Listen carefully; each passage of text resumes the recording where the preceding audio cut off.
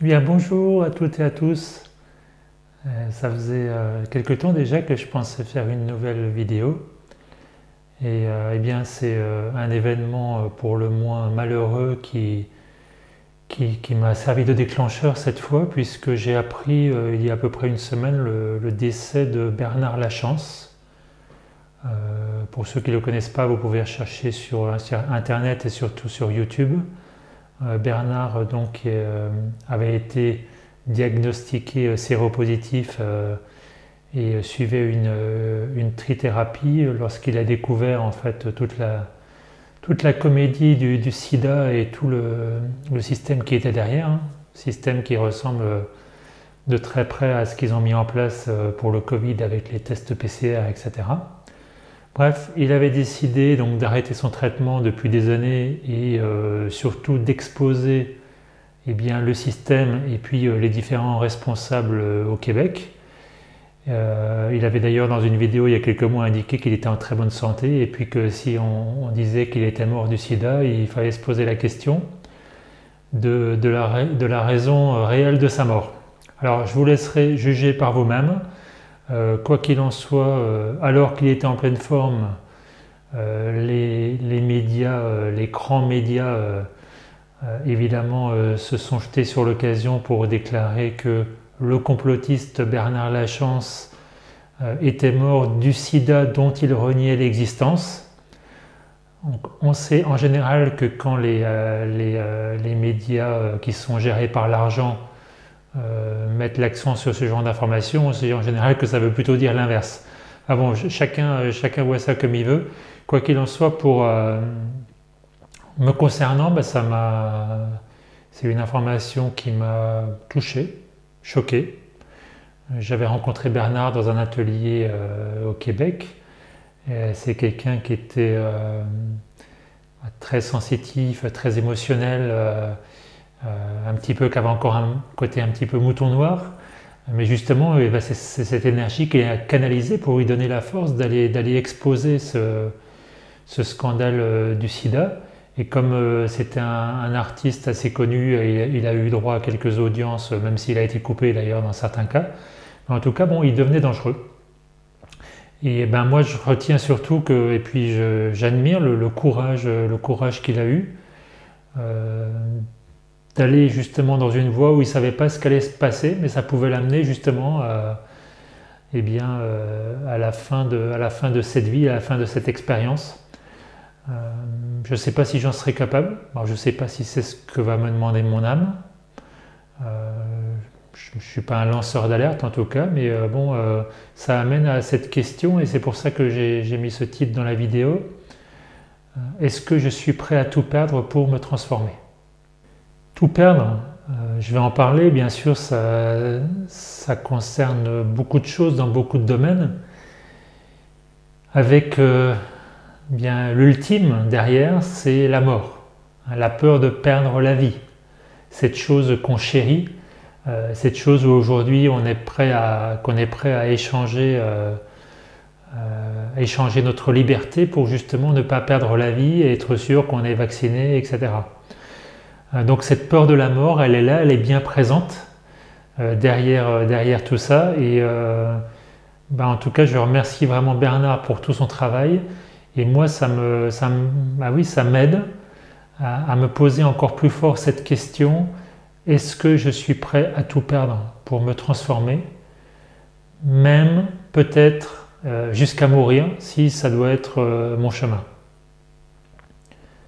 C'est une question que je me pose depuis plusieurs années et la crise sanitaire n'a fait qu'accélérer les choses. En tout cas, c'est un travail que j'ai commencé et que j'ai accéléré clairement ces dernières années. Alors, qu'est-ce que ça veut dire tout perdre déjà? Eh bien, ça veut dire tout perdre ce qui est du domaine de l'avoir, bien sûr. L'être, il est là, l'âme, c'est immortel, c'est l'esprit créateur. Donc je ne vais pas me perdre, mais je vais perdre toutes les choses auxquelles je me suis attaché, j'ai envie de dire depuis mon existence sur cette terre, hein, sans parler de tout ce qui peut être transgénérationnel. Donc je me suis attaché bien sûr aux personnes autour de moi, à ma famille, Je me suis attaché à mon travail, à toutes les choses que j'ai créées, à tout l'argent bien sûr que j'ai pu emmagasiner. Donc je me suis créé des attachements un petit peu dans tous les domaines.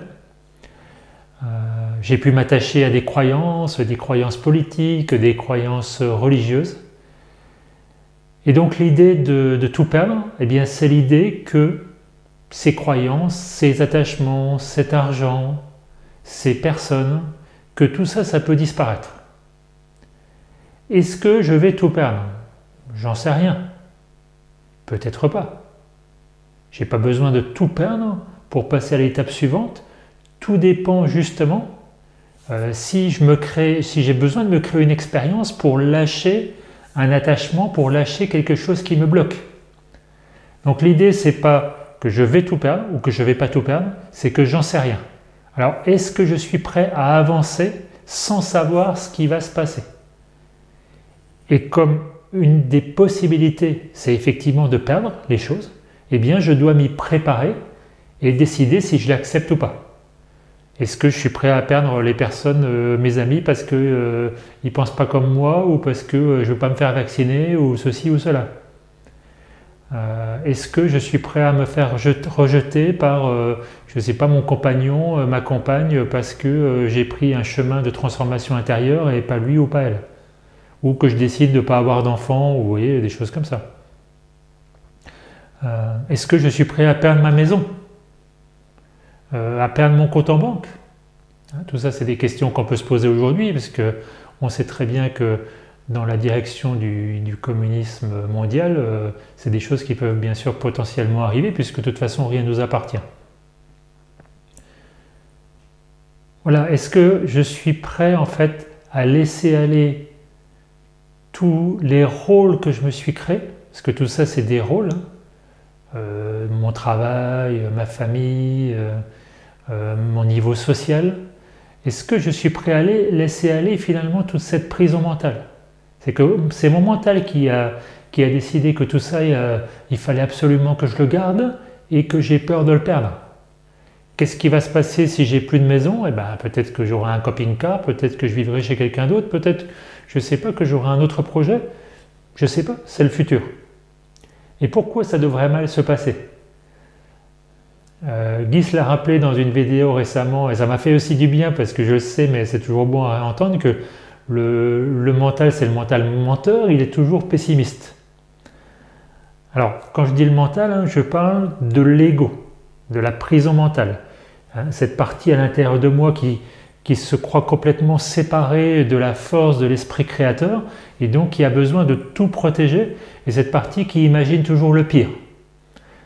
Bien sûr, c'est ce genre de levier dont se servent les assurances et la mascarade sanitaire actuelle, bien sûr, pour nous faire peur. Et donc ça, c'est mon ego. Donc, qui effectivement que je vais retrouver au niveau de ma prison mentale. Mais le mental en lui-même, qu'est-ce que c'est? C'est simplement un système biologique qui est là pour exécuter ce que je lui demande. Par exemple, mettre en orchestre, mettre en œuvre un projet. Donc c'est pas un mauvais bougre. Tout dépend s'il est au service justement de mon ego, de ma peur, ou s'il est au service de mon âme, de mes inspirations les plus profondes. Et ça m'amène à souligner un point qui est vraiment très très important pour moi en ce moment. C'est qu'à partir du moment où j'ai compris, où j'ai fait ce choix de dire, ben voilà, je vais écouter ma voix intérieure, je vais écouter mon âme et je suis prêt effectivement à tout laisser aller, je suis prêt vraiment à suivre cette direction-là, eh bien je pense qu'il y a quelque chose qui est fondamental, c'est d'être sûr que c'est mon âme qui me parle, que c'est mon âme qui me pousse sur ce chemin, dans cette direction, ou qui me pousse à faire telle ou telle action. Parce que sinon, déjà ça voudrait dire que peut-être que je vais me mettre en difficulté, en danger, et je vais perdre des choses, tout simplement parce que j'ai peut-être un ego caché ou une autre partie de moi qui a besoin de passer par là. Alors ça peut être pour être en rébellion avec le système, pour faire comme tous ceux qui sont un petit peu spirituels. Ah oui, alors moi, les autres ils ont fait ça, alors moi je vais faire ça. Parce que c'est bien justement par exemple, je ne sais pas, d'être écolo ou des choses comme ça. Vous voyez ce que je veux dire? Donc quand je décide d'être dans ma souveraineté intérieure, Ça veut dire que je n'écoute que cette voix intérieure. Alors cette voix intérieure, encore une fois, c'est important d'être sûr que c'est Dies, que c'est l'esprit créateur qui me parle. Alors j'ai déjà évoqué dans plein de vidéos, je pense, et puis aussi dans mes ateliers, bien sûr, toutes les façons de discerner la partie de moi qui me parle. Je vous rappelle quelques points qui sont vraiment très importants. Puisque l'ego il a toujours peur, évidemment il va toujours donner des explications, des justifications, et puis il va toujours attendre un résultat, même si en apparence, oh non mais moi j'attends pas de résultat, je suis détaché, je peux sentir si j'écoute qu'il y a un petit truc derrière encore qui espère. Donc ça c'est toujours de l'ego. Et puis bien sûr l'ego il veut en plus que ça aille vite, il veut pas que ça se passe dans 10 ans, il veut avoir une date éventuellement. Alors que ce qui vient de mon âme, c'est quelque chose qui est solide, quelque chose que je sens, que je sais, où il n'y a pas d'explication, je ne sais même pas comment je vais y arriver. Si mon âme me dit par exemple, voilà maintenant tu sors de ce travail où les impôts c'est fini, ok, mais comment je vais faire pour arrêter de payer mes impôts, qu'est-ce qui va se passer, etc. Là, en général, c'est plutôt une bonne information, c'est que je ne sais pas pourquoi, mais je sais que ça suffit, je ne peux plus. Et puis quand je ne sais pas, quand je ne suis pas sûr, eh bien j'attends. Parce que vraiment, si c'est mon être intérieur qui m'envoie dans cette direction, eh bien ce sera encore vrai dans 1 jour, dans 2 jours, dans 3 jours, dans quelques semaines, voire dans quelques mois. Et puisque justement l'ego, il a besoin que ça aille vite, eh bien le fait d'attendre, ça me donne aussi des informations supplémentaires. Si je sens que ça pousse à l'intérieur, ah oui, vite, dépêche-toi, c'est comme il y a une promotion, sur un produit jusqu'à minuit, il faut vite que je l'achète. Donc justement, le fait d'attendre, ça va me permettre de voir si mon ego il est encore plus justement terrifié, encore plus en expansion ou en contraction, ou si au contraire, c'est toujours là, c'est posé, c'est calme, c'est toujours aussi clair, voire c'est de plus en plus clair. La direction, elle est là. Puis je peux aussi me rendre compte, justement, comme ça, en attendant un petit peu, je vais voir des signes, des choses qui vont me ramener à ça, etc. Donc en tout cas, bien sûr, chacun fait comme il le sent. En tout cas, moi, je ne saurais que recommander, effectivement, quand j'ai un petit doute, quand je ne sais pas d'où vient une information de manière certaine, et que c'est derrière, c'est une action, c'est une décision importante, c'est de prendre le temps.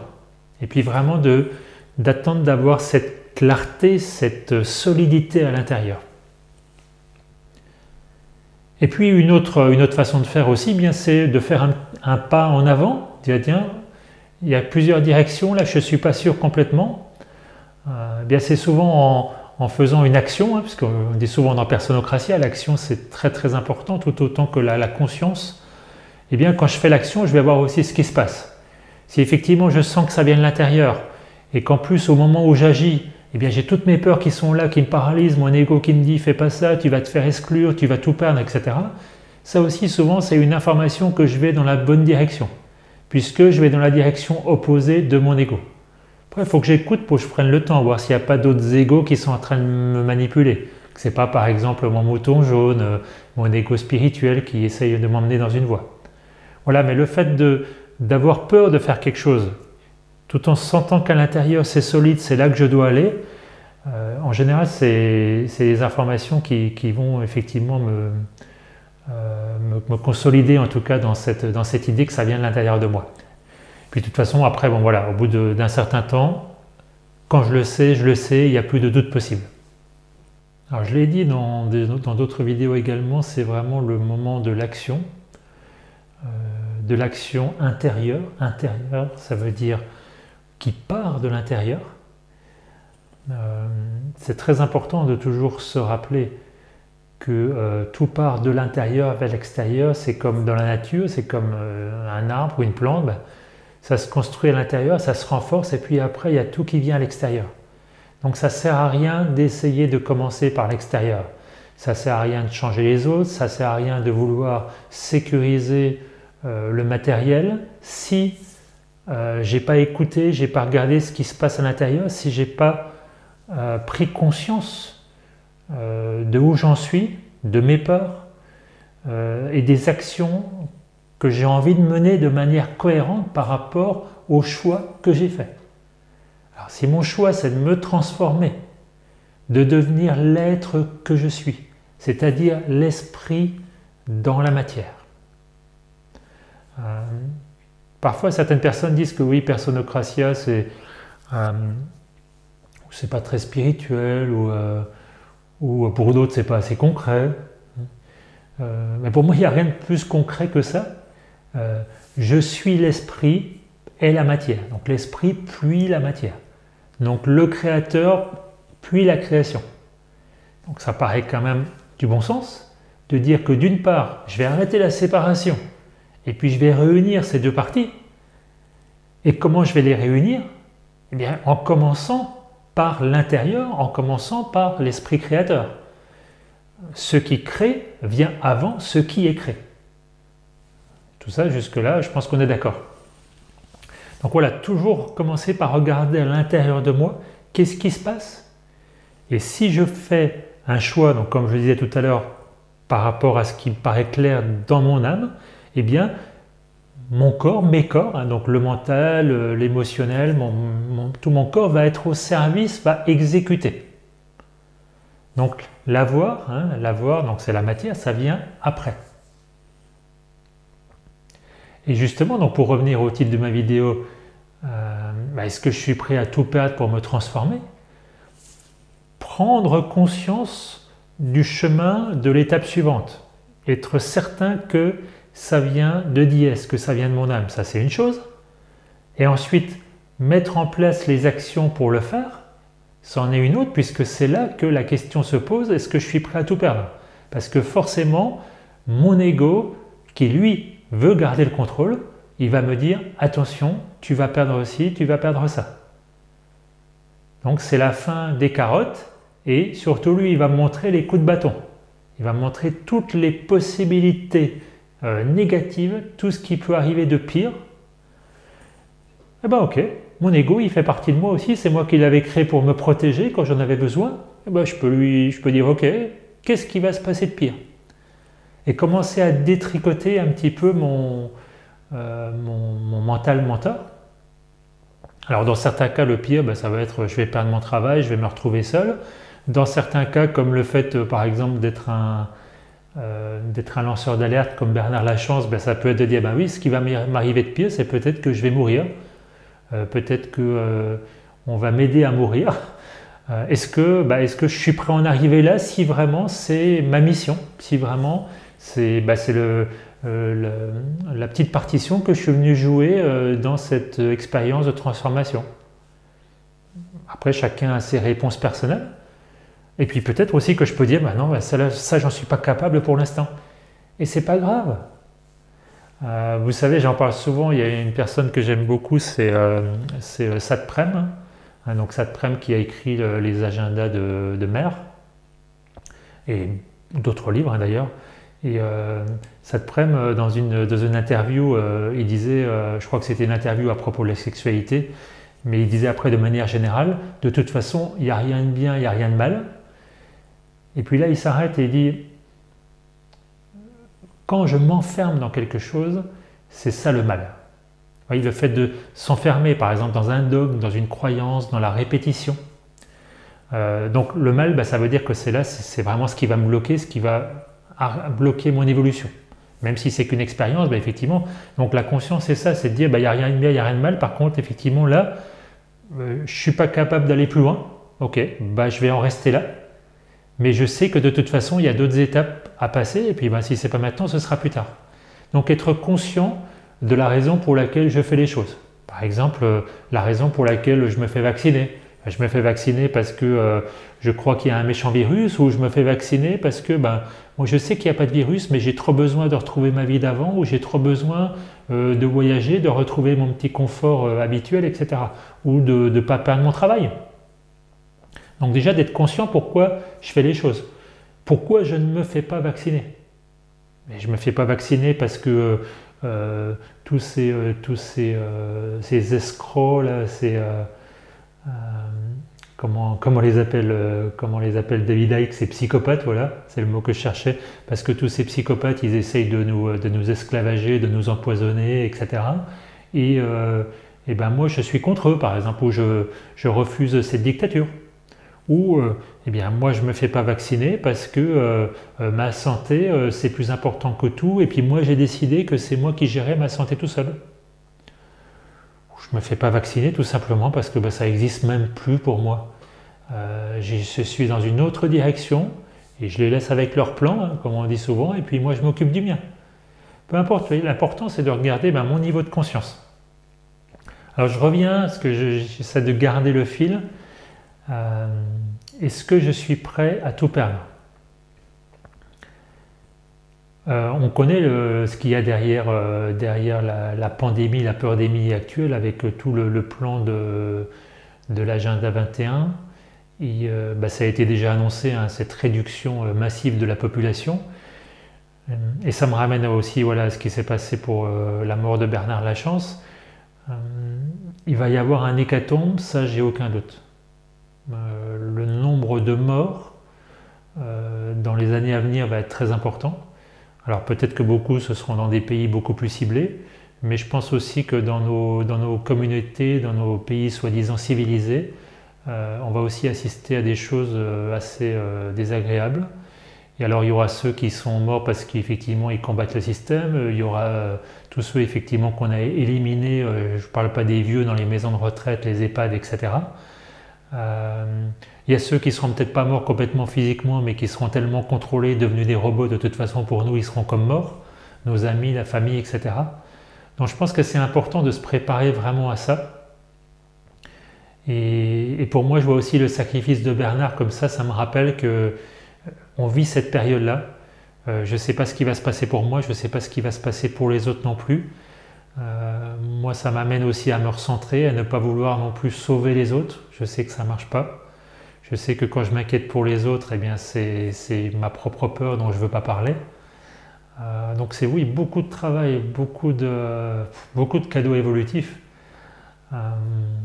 Mais en tout cas, oui, c'est une préparation importante et d'avoir bien à l'esprit qu'on n'est qu'au début, qu'on va vivre une période extrêmement difficile et qu'il y en a beaucoup qui se transformeront pas dans cette expérience d'incarnation maintenant.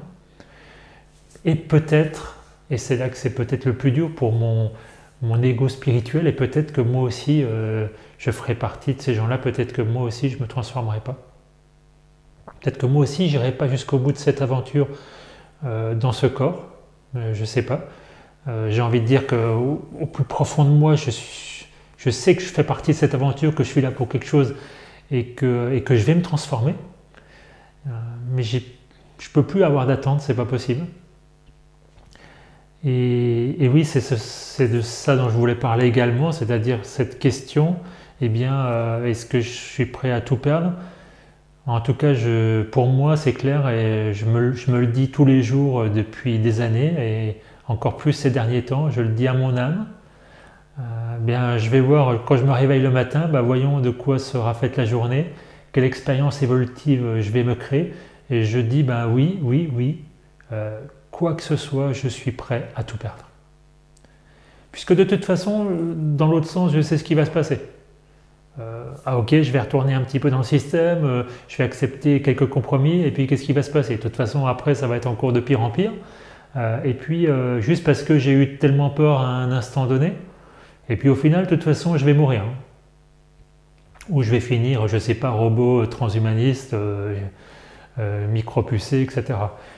Donc, cette solution-là, de toute façon, finalement, il nous faut un tel cadeau de nous montrer que ce n'est pas possible. Parce qu'il n'y a vraiment rien d'intéressant, rien d'excitant sur cette partie-là. Alors que de l'autre côté, découvrir enfin qui je suis et le devenir, vraiment. Sortir définitivement de ce triangle de l'enfer, de cette boucle de culpabilisation, de souffrance. Waouh! Moi, vraiment, ça me tentait déjà avant, mais maintenant, ça me tente de plus en plus. Et puis, non seulement c'est le seul chemin que je vois, et en plus ce chemin, il me paraît, allez, je vais pas dire, je pourrais le dire presque de plus en plus facile.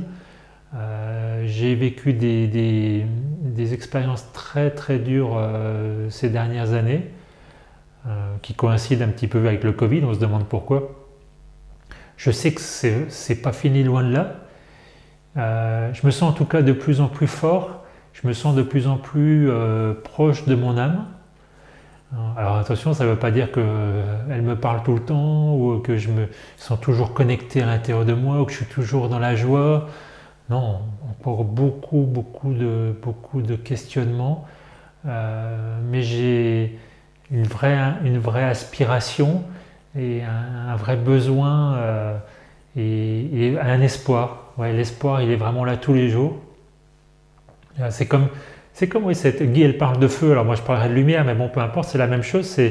Je sens que c'est de plus en plus actif à l'intérieur. Je ne suis pas complètement connecté, mais c'est là. Il y a encore des petites couches. Et je ne sais pas combien de temps elles mettront à partir, mais ça n'a aucune importance. Alors oui, j'aime à me poser cette question le plus souvent possible. Est-ce que je suis prêt à sortir de mes rôles? Est-ce que je suis prêt à être abandonné, ne plus être aimé? Est-ce que je suis prêt à ne plus avoir de contrôle sur les autres, sur rien? Et la réponse à chaque fois, bien sûr, est personnelle. Je me le dis, je m'en parle à l'intérieur. Quand quelque chose est clair pour moi, je prends l'engagement. Et souvent, il y a des expériences derrière qui arrivent.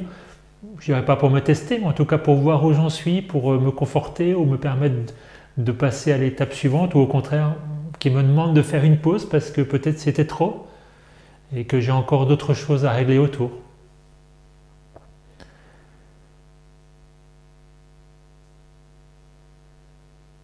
Évidemment, dans cette question, est-ce que je suis prêt à tout perdre, il y a les gros morceaux. Hein. Je dirais d'un côté, il y a le morceau Covid, crise sanitaire, exclusion du troupeau, du grand troupeau national, international de citoyenneté, par exemple. Et puis, il y a l'autre gros morceau, la famille, l'exclusion du premier cercle, hein, de la tribu, de ceux sur lesquels je peux compter en cas de coup dur.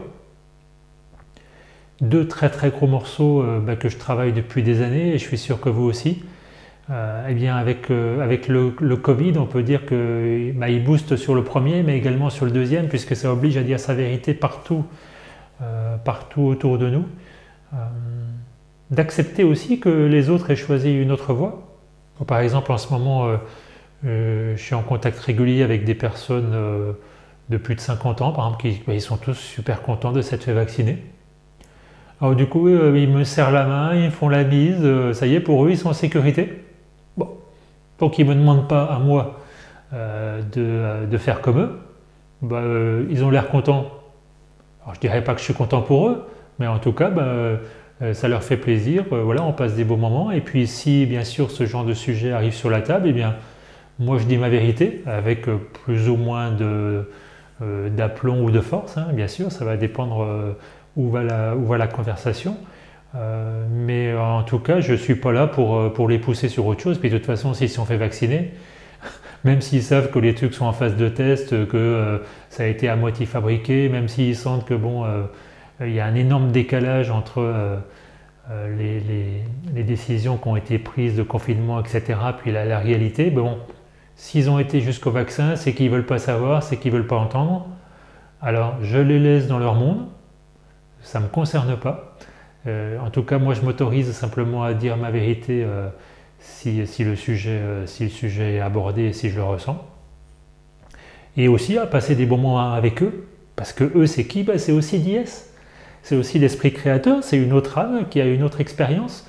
Comme Bernard a eu cette expérience de se sacrifier, d'exposer le scandale du sida, eh bien eux ils ont eu une autre expérience peut-être pour me permettre à moi de voir ce que ça fait. Est-ce que je peux côtoyer d'autres êtres humains, d'autres d'IS, alors qu'ils ont fait un choix qui pour mon mental est complètement stupide, horrible, meurtrier? Non, c'est leur choix à eux. Vous savez, on peut aussi tout vivre comme une expérience, parce que cette vie sur Terre, c'est pour ça. Et puis en plus, si moi, ça m'aide à me transformer finalement, d'être en contact avec eux, de sentir comment je le vis, comment je me sens, et ben tant mieux, tant mieux. Et puis enfin, est-ce que je suis prêt à tout perdre? Bien, ça me pousse aussi à créer d'autres modes de vie, hein. J'en ai parlé dans d'autres vidéos, par exemple par rapport au jeu, au jardin d'échange universel, pour consommer local et idéalement même ne plus utiliser l'euro mais utiliser des points que je considère aujourd'hui comme des euros, c'est-à-dire que pour moi des points ou des euros c'est la même chose, même si bien sûr sur le papier j'aurais besoin plus d'euros que de points, mais en faisant comme ça ne va jamais avancer. D'ailleurs c'est pour ça que depuis l'année dernière je propose mes ateliers Personocratia totalement en points, donc j'en profite pour en parler. D'ailleurs je mettrai le lien vers le calendrier. J'ai mon prochain atelier qui est fin juin, ici dans le Var à Bornes-les-Mimosas. Mais de manière générale, oui, ça a été aussi un grand pas pour moi. Au début, je proposais juste une partie. Et puis, il y a eu quelque chose qui s'est passé à l'intérieur de moi l'année dernière où oui, j'ai pris conscience que si je manifeste en fait ce que je ressens, c'est-à-dire que ces points, c'est le moyen d'échange que j'ai envie de développer.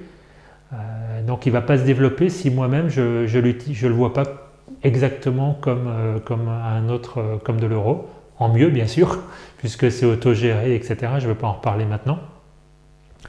Voilà, donc sachez que en tout cas je propose mes ateliers et mes prestations en général, hors système bien sûr. Par exemple, je fais des consultations individuelles ou à distance, là aussi je peux les proposer en points, à partir du moment où bien sûr la personne, elle aussi, elle a pris un engagement dans ce jardin d'échange universel. Voilà, donc être prêt à tout perdre, ça veut dire aussi pour moi être prêt à tout construire, à tout reconstruire, à tout réinventer, puisque je suis illimité et que je ne suis pas le seul dans cette situation. Bien sûr, c'est ma démarche personnelle, mais ça ne m'empêche pas de regarder autour de moi. Et il y a plein de personnes qui ne vont pas se faire vacciner, il y a plein de personnes qui ont choisi une autre voie. Tiens, je vous mettrai aussi un lien qu'on m'a envoyé par mail d'un site internet. Alors apparemment, c'est géré vraiment par des bénévoles, donc à voir en termes de discernement, mais ça a l'air très intéressant. C'est un site internet où on peut enregistrer son activité et qui permet en fait de trouver des endroits, des services hors discrimination sanitaire. Par exemple, je peux trouver un hôtel ou une chambre d'hôte où je vais rentrer sans masque, sans passe sanitaire, etc. Pareil pour un coiffeur, bien sûr un thérapeute ou autre type de service. Et moi-même, dans mon activité d'indépendant, je peux m'inscrire sur ce site. Donc voilà, à suivre de près, hein, j'en sais pas plus pour l'instant, mais j'ai trouvé que l'initiative était très intéressante, puisqu'ils ont leur plan. Eh bien, construisons un autre monde, tout est possible, un monde aussi où on se retrouve et on se reconnaît entre nous. Donc voilà, c'est tout perdre peut-être, mais peut-être que j'ai tout à gagner également. Et c'est là que je donne une autre information à mon mental. Et mon mental, il va prendre cette information et il va voir progressivement que ah ben oui, c'est vrai, pourquoi j'avais peur de ça, mais finalement il y a ça, et ça se passe finalement très très bien, et en plus ça me fait du bien, je me sens mieux, je monte en vibration. Tout ça en partant de l'intérieur, parce que déjà j'ai pris conscience que j'étais illimité.